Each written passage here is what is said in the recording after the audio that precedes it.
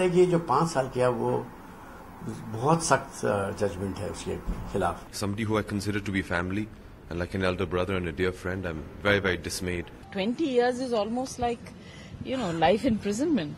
And I'm going to personally go and appeal to the governor.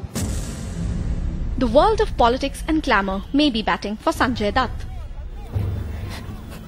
But this young woman wants to know what of her mother. Don't call her a terrorist. She doesn't deserve this. She is the daughter of 71-year-old Zaibunissa Kazi, one of those convicted in the 93 blast case. Zaibunnisa, whose family is in the real estate business, is charged of an even lesser crime than Sanjay Dutt. Dutt was accused of receiving weapons from the underworld for his own protection. Zaibunnisa's crime? From the weapons unloaded in Dutt's house, some were brought to her house for a few days. The weapons were brought by Abu Salem, who the daughter claims misled her mother. I must say that this was her sheer bad luck that we knew the wrong people at the wrong time.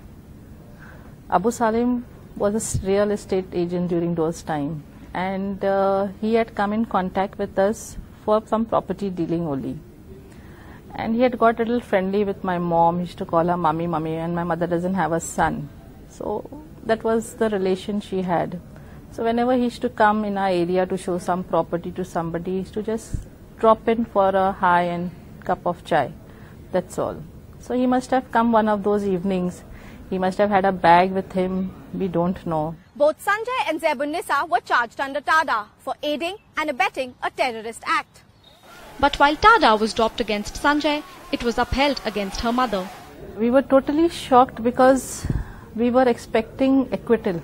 Now, in the entire chain, everybody who brought the weapons and took the weapons were convicted under TADA, which is a terrorist law.